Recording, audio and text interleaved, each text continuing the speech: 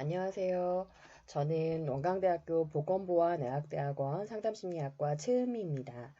제가 오늘 여러분에게 소개시켜 드릴 과목은 긍정심리학이라고 하는 과목입니다. 이 긍정심리학은 행복심리학 또 행복학이라고 개설되어 있기도 하고 학부 과목에서 많이 교양으로 사용되어 있는 과목 중에 하나입니다.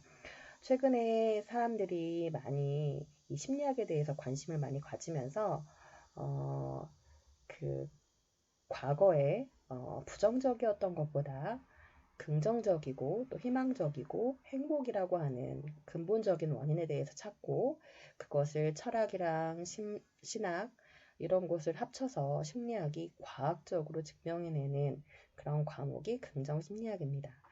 그래서 이 긍정심리학이라고 하는 거는 이 마틴 셀리그만이 2000년대에 미국 심리학 퀴즈의 특별호에 기재를 하면서 이 긍정심리학이라고 하는 학문이 탄생이 됩니다. 그래서 그 전에 행복에 대한 부분을 이 윌리엄 제임스라고 하는 사람이 얘기를 했었는데요. 그리고 건강한 사람, 또 건강한 성격, 이런 거에 대해서 많이 연구를 했었는데, 이야기만 했지, 과학적인 방법으로 제시한 사람은 마틴 셀리그만이 처음입니다.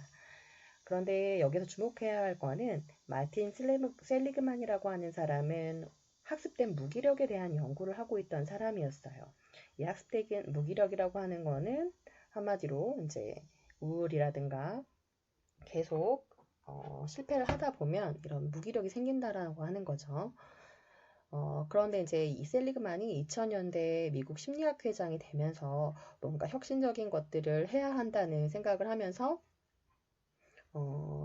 생각해낸 게 이제 이런 긍정심리학, 행복학에 대한 연구들을 하게 된 거죠. 근데 이제 마틴 셀리그만이 연구했던 유명한 실험 중에서 한 개를 보자면요. 강아지 24마리를 이제 대상으로 계속 전기 충격을 주는 거죠. 그런데 이제 전기 충격을 계속 주다 보면 대피할 공간이 있어도 대피하지 않고 무기력에 빠진다는 거죠. 그런데 여기서 이 셀리그만은 무기력한 그 강아지에 대해서만 연구를 했었는데 나중에 어떤 동료 학자가 당신은 이렇게 대피하려고 노력하는 이런 그 강아지들에 대해서 더 연구를 해야 된다. 그렇기 때문에 무기력한 강아지뿐만 아니라 그럼에도 불구하고 피하려고 하는 두 마리를 더 연구를 해야 한다라고 했던 것들을 기반으로 해서 아무리 무기력한 그렇게 이런 전기 충격을 줘도 대피하려고 하는 이 두 마리는 어떤 특성들을 가지고 있을까? 이런 것들을 연구하기 시작한 거죠.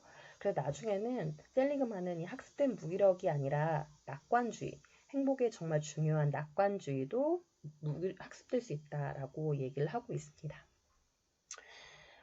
이제 그 긍정 심리학의 기원을 보면 우리는 긍정적인 것보다 부정적인 것들을 더 많이 연구하고 더 집중하고 있는 것들이 사실이죠. 특히 심리학에서는 사회의 편견이라든가 복종이라든가 또는 집단 사고에 대한 연구들을 되게 많이 했어요. 그리고 상담에서는 우울증을 제거하거나 불안을 감소시키거나 이런 것들을 연구를 많이 하고 이쪽에 더 연구 비중이 많았죠. 그래서 기금 같은 것도 이 부정적인 것들에 더 영향을 많이 주는 그런 실험들을 대상으로 많이 했습니다. 그런데 최근에 학자들이 이 부정적인 것들을 해결을 해도 그러면 부정적인 것들이 줄어든다고 행복해지느냐를 봤더니 그렇지는 않는다는 거죠. 그래서 마이너스가 되어 있던 것들을 0까지는 됐지만 플러스가 되지는 않더라. 그래서 그게 해결이 된다 해도 우울이 줄어든다 해도 행복하지는 않더라 라고 하는 것들을 이제 깨달으면서 이 긍정적인 부분에 더 연구를 많이 하게 됐죠. 그래서 첫 번째 연구는 이제 긍정적인 정서와 수녀님들이 이제 장수하는 이유에 대한 부분을 연구를 했는데요. 처음에 수녀님들이 이제 수녀가 되기로 서원을 하면서 그때부터 연구를 하는 그 서약서부터 연구를 하기 시작했어요. 그래서 일기장이나 에세이나 이런 것들을 다 연구를 해가지고 그 수녀님들이 어떻게 긍정적인 단어를 썼는지, 긍정적인 정서가 어떻게 달라지는지 이런 빈도들을 연구를 했던 거죠. 그런데 긍정적인 단어를 사용하거나 긍정적인 정서를 표현했던 수녀님들이 훨씬 오래 사셨다는 거죠. 그래서 긍정적인 정서가 되게 중요하다라고 하는 연구들을 이제 과학적으로 하게 되었고요. 그래서 그 수녀님들을 살펴봤더니 평균 10.7세, 그러니까 10살 더 오래 사신다는 거죠. 그렇기 때문에 이 행복감이 장수에 영향을 미친다라고 하는 연구들을 우리가 과학적으로 증명하게 되었고요. 그래서 이런 긍정심리학에서는 인간은 기본적으로 행복과 성장을 추구하는 존재이다. 그리고 쾌락을 추구하고 고통을 회피하려고 하는 그런 성향들이 있다. 그래서 많은 사람들이 인생에서 여러 가지 난관이나 역경을 극복하고 또 성공적인 삶을 성취한다는 거에 주목하면서 그럼 성취 과정에서 이들은 어떤 특징을 가지고 있을까? 어떤 심리학적 특성들을 가지고 있을까라고 하는 것들을 연구하는 겁니다. 그래서 긍정심리학에서 우리가 살펴볼 수 있는 것들은 우리가 어떻게 하면 행복해지고 또 성장할 수 있을까? 내가 행복해지기 위해서는 어떻게 하면 될 수 있을까?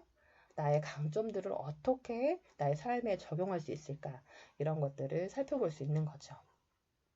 그래서 이 심리학자들은 행복한 10가지 방법에 대해서 얘기를 하고 있습니다. 첫 번째는 운동을 일주일에 3번 정도는 해야 된다.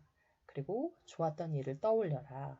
특히 마지막에 잠잘 때 떠올리는 거, 그 다음에 가족과 또 친한 친구들하고 대화를 나누는 거, 그 다음에 식물을 가꾸는 거, 그 다음에 TV 시청을 반으로 줄이는 거, 그 다음에 얼굴 표정에서 미소를 짓는 거, 그리고 연락이 뜸했던 친구들이나 지인에게 연락해서 만나는 거, 그 다음에 하루에 크게 유쾌하게 웃는 거, 그 다음에 자기 자신에게 작은 선물을 하는 거, 그리고 그 선물을 즐기는 시간을 갖는 거, 그리고 마지막으로 매일 누군가에게 친절을 베풀라는 거죠. 그래서 이렇게 이 10가지를 매일매일 실천하는 사람들은 시작했던 시기보다 점점 할수록 더 행복감이 증가했다라고 하는 연구 결과가 있습니다. 그래서 이 긍정심리학에서는 즐거운 삶을 살아라. 그리고 적극적인 삶을 살아라. 그리고 의미 있는 삶을 살아라. 라고 하는 거죠. 그래서 즐거운 삶이라고 하는 거는 긍정적인 정서를 많이 느낄 수 있는 삶을 말하는 거죠. 그리고 적극적인 거는 내 대표 강점을 잘 알아내서 일이랑 또 사랑이나 자녀 양육이나 여가 활동 같은 곳에서 적극적으로 활용하고 발견하는 거를 해라. 그리고 의미 있는 삶을 살아라는 거죠. 그래서 봉사하거나 어디에 기여하거나 하는 것들이 행복을 증진시킨다는 겁니다. 그래서 즐거운 삶과 적극적인 삶과 의미 있는 삶이 중요합니다. 그래서 이 연구 결과를 또 하나 보면요. 즐거움과 의미를 찾는 것 중에서 여행이 가장 행복감을 증가시킨다고 해요. 그런데 우리가 의미도 없고 즐거움은 많은데 게임이나 TV 보는 것들은 우리를 행복하게 하기보다는 의미 없는 좀 더 의미 없거나 즐거움은 느끼지만 의미 없는 것들이죠. 그래서 행복감을 느끼려면 즐거움을 많이 느끼고 의미 있는 삶을 살아야 하는 거가 여행입니다. 특히 이제 가족과 친한 사람들하고 좋은 경험을 하는 그런 것들은 행복감을 증진시킬 수 있죠. 그래서 그 탈벤 샤르라고 하는 하버드대 교수가 말하는 것 중에요. 우리가 현재를 살고 있잖아요. 현재를 살고 있는데 현재도 이익을 주면서 미래에도 이익을 주는 것이 행복주의자라는 거죠. 그런데 미래에도 이익을 주지만 현재에 많이 손실을 미치는 거. 그래서 성취주의자들이 그런 거죠. 미래를 너무 생각하다 보면 현실이 손실되는지 모르고 하는 거죠. 몸에 좋다고 생각하는 야채 햄버거만 먹죠. 근데 미래만 바라보고 있고 현재는 잘 자기의 삶을 살지 않는 거죠.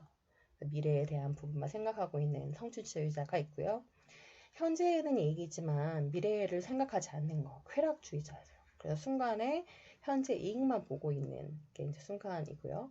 제일 안 좋은 게 이제 허무주의죠. 과거에 빠져가지고 현재에도 미래에도 손실을 입히는 그게 이제 이 과거의 노예입니다. 그래서 우리는 현재에도 이익이 되고 미래에도 이익이 되는 행복주의자를 선택을 해야 되는 거죠. 그러면 무엇이 행복을 결정하는지를 살펴보면요. 50%는 유전적으로 가지고 있는 겁니다. 그런데 이제 우리가 40% 의지적인 활동을 통해서 행복을 결정하고 바꿀 수 있는 거죠. 그리고 이제 10%는 이제 날씨라든가 뭐 여러 가지 삶의 상황에 따라서 바뀔 수 있는데 우리가 이 40%를 노력을 하다 보면 행복해질 수 있다라고 하는 거죠. 행복을 결정하는 요인들 중에서는 직업의 만족성, 낙관성, 자존감, 긍정적인 감정을 많이 경험하고 감사 경험을 많이 할수록 높은 상관이 있습니다. 그래서 어떤 일을 하고 어떤 사람을 사랑하고 어떤 미래에 대해서 희망을 가지는 것이 행복의 중요한 원칙들입니다. 그래서 제가 마무리를 하면서 이 긍정심리학에 대해서 공부를 하면 내가 행복해질 수 있을까? 라고 생각하는 학생들에게 네, 그래요. 긍정심리학을 공부하면서 점점 자신을 알아가고 또 자신을 성장시킬 수 있는 방법들을 생각하고 내 일상생활에서 감사거리를 찾고 긍정적인 생각을 하다 보면 행복해질 수 있습니다. 그래서 나에 대해서 태도를 바꾸고 그러다 보면 행동이 달라지고 행동이 달라지면 내가 세상의 반응도 달라질 수 있습니다. 그래서 긍정심리학은 나에 대해서 배우고 또 내가 행복해질 수 있는 방법들을 찾아가는 학문이라고 볼 수 있습니다. 네, 여기까지 경청해 주셔서 감사합니다.